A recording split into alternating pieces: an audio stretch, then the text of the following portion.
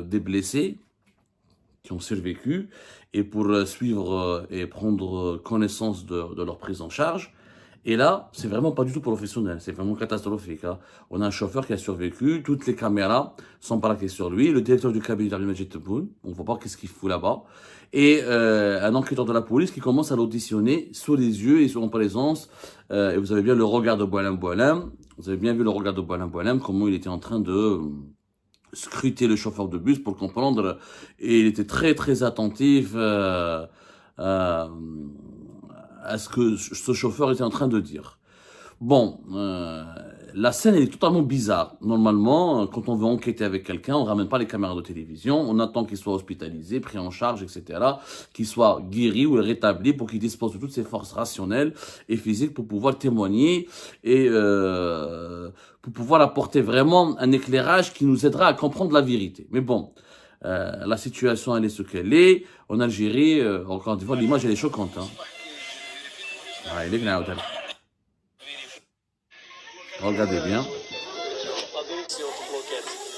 Avec Boualem Boualem, un responsable de la police qui dit pas.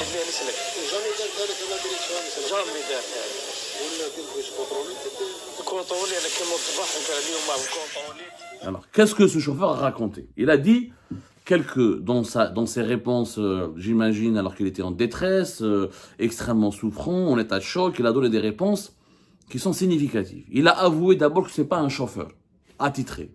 Ce n'est pas un professionnel de transport de voyageurs. Il le fait ça pour arrondir ses fins de mois. C'est-à-dire qu'il n'est pas formé, qu'il n'a pas pour formation, c'est pas son premier métier. Donc il le fait pas chaque jour. Il conduit ce bus une fois par week-end, pas vendredi. Il le fait le week-end, chaque vendredi, pour arrondir les fins de mois. Il conduit un engin de travaux publics. Donc c'est quand même extrêmement grave. Donc nous avons en Algérie des transports, des bus de transport, des autocars qui transportent des dizaines, des centaines de personnes par jour, voire des milliers de personnes par jour, qui peuvent être des bus qui peuvent être conduits par des non-professionnels. Donc là, il y a une grosse défaillance déjà. Nous avons des chauffeurs qui ne sont pas habilités à conduire ces bus. Pourquoi? Parce que l'État ne contrôle pas, parce que d'abord il y a trop de misère sociale, trop de pauvreté, trop de chômage. Les gens croient qu'avec ce métier, ils font ce métier, et ça c'est certainement pas un cas isolé. C'est certainement pas un cas isolé. Certainement, nous avons aujourd'hui beaucoup de bus qui sont conduits par des non-professionnels. Alors que normalement, un conducteur de bus doit être immatriculé, doit avoir un permis spécial, doit avoir une formation, doit être surveillé, doit être contrôlé. C'est un métier qui doit être régulé. Déjà, le métier n'est pas du tout régulé. Donc, première raison, il est tout à fait compréhensible et même, j'allais dire, c'est tout à fait, malheureusement, c'est tout à fait normal que de gros accidents peuvent se produire quand le conducteur du bus lui-même n'est pas un professionnel. Bon, je suis pas en train d'accabler le chauffeur, mais malheureusement, déjà son témoignage et ses premières révélations font froid au dos. Lui, il dit, je suis un conducteur d'engin de travaux publics, mais le week-end, je fais ce métier pour arrondir mes fins de mois et nourrir ma famille. Est-ce que c'est de sa faute? Partiellement. C'est la faute à l'État qui ne contrôle pas. Il n'y a pas des services de contrôle des chauffeurs de bus. Normalement, cette pratique, elle est interdite. Quand tu es chauffeur de bus, c'est un métier à plein temps. Il faut avoir une formation, un permis spécifique et un suivi spécifique. Déjà, une grosse défaillance. Et combien de bus en Algérie sont conduits par des chauffeurs non professionnels? Et combien, vous allez voir, le pourcentage de risque extrêmement élevé d'accident. Le chauffeur reconnaît que il y a un problème de direction. Le bus, donc il y a une défaillance technique. La direction ou la direction du bus a fait défaut, il n'a pas pu contrôler le bus. Donc il y a une défaillance technique. Et là, ça nous amène au sujet principal, qui est l'état des parcs de nos bus. Il faut savoir que pratiquement 12 millions d'Algériens prennent des bus de transport, les transports publics, notamment les transports urbains et interurbains, pour aller travailler, rejoindre le membre de leur famille, sortir, vaquer à leur occupation. On parle de 12 millions d'Algériens. Nous avons plus de 80 000 bus. On sait que depuis, le chiffre de 80 000 bus n'a pas bougé depuis 2018. Le parc des bus, depuis 2018, nous sommes aujourd'hui en 2025, c'est pratiquement 8 ans, le nombre des bus en Algérie il n'y a pas eu de croissance. Pourquoi? Parce que le pays, il a pratiqué une politique anti-importation. on n'importe pas des bus. On n'importe pas de voitures, on n'importe pas de bus. La conséquence est quoi? C'est que depuis 2019 jusqu'à aujourd'hui, il y a eu un vieillissement des véhicules. Pour les voitures, ça se voit. En Algérie, c'est très simple. Si vous voyagez maintenant en Algérie, si vous allez en Algérie, vous allez voir, il y a des voitures. Plus de 20% des voitures ont plus de 20 ans. Faut savoir, plus de 50% des voitures ont plus de 15 ans. Entre 15 et 10 ans.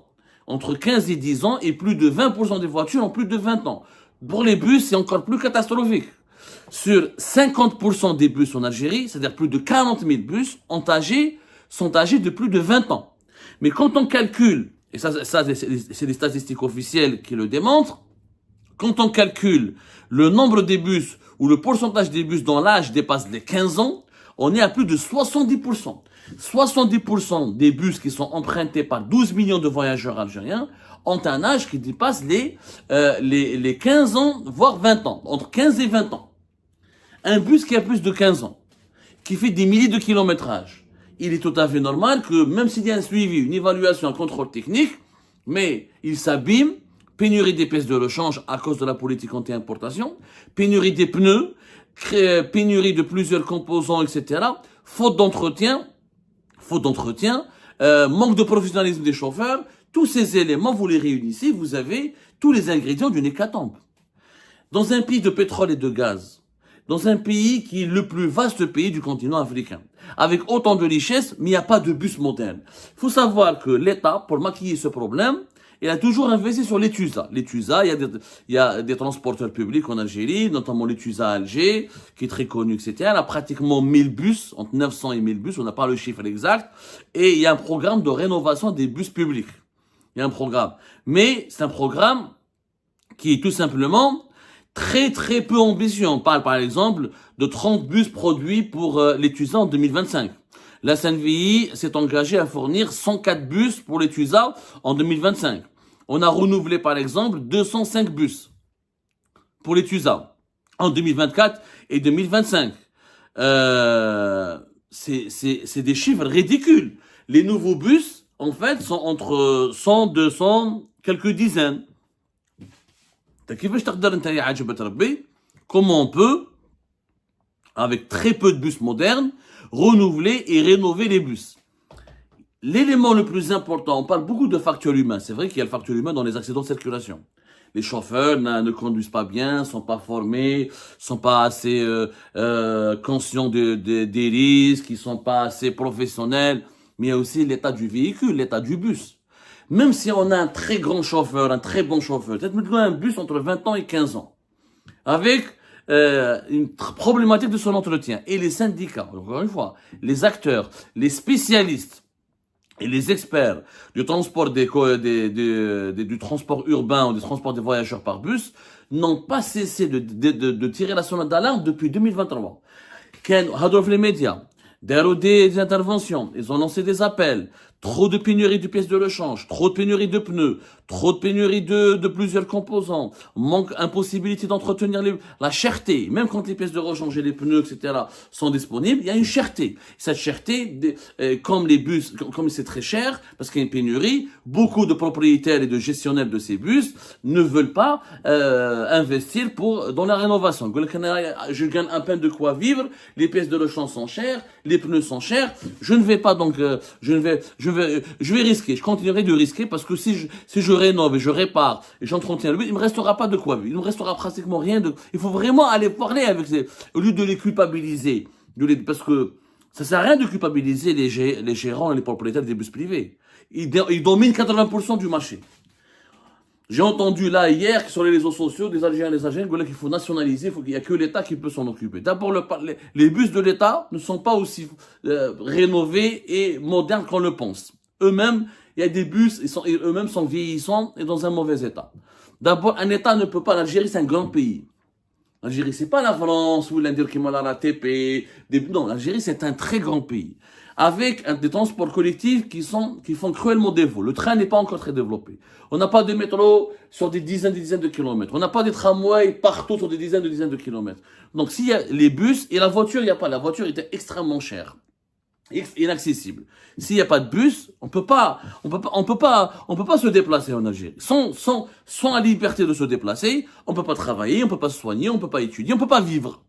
C'est un grand pays. Donc, on a besoin d'un secteur privé des voyages, du transport des voyageurs. Sauf que ce secteur privé, il n'est pas responsable de la pénurie des pièces de rechange. Il n'est pas responsable de l'interdiction d'importer des bus privés, des bus modernes et neufs. Il n'est pas responsable de la pénurie des pneus, de la cherté des pièces de rechange, de l'inflation des prix des prestations d'entretien. Ils sont pas responsables. Il faut arrêter de les culpabiliser. Et ce chauffeur, s'il gagnait suffisamment sa vie dans ce qu'il faisait, il n'irait pas sacrifier ses week-ends pour conduire un bus. Donc il y a la misère sociale, le chômage qui augmente, les conséquences désastreuses de la mauvaise gestion de l'économie nationale, la politique anti-importation qui est tragique et désastreuse. Il y a tout un ensemble d'éléments qui expliquent les raisons, qui nous donnent les raisons du drame d'hier.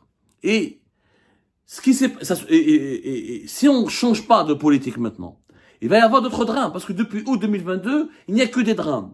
Donc, maintenant, d'ici l'année prochaine, si on n'autorise pas l'importation des bus neufs, si on n'aide pas les opérateurs privés à moderniser, si on ne débloque pas l'importation des pièces de rechange, et si on n'assure pas la disponibilité des pneus et de ces pièces de rechange, et à des prix abordables, il va y avoir d'autres accidents, d'autres drames, et des dizaines d'autres morts. Les mêmes causes produisent les mêmes effets.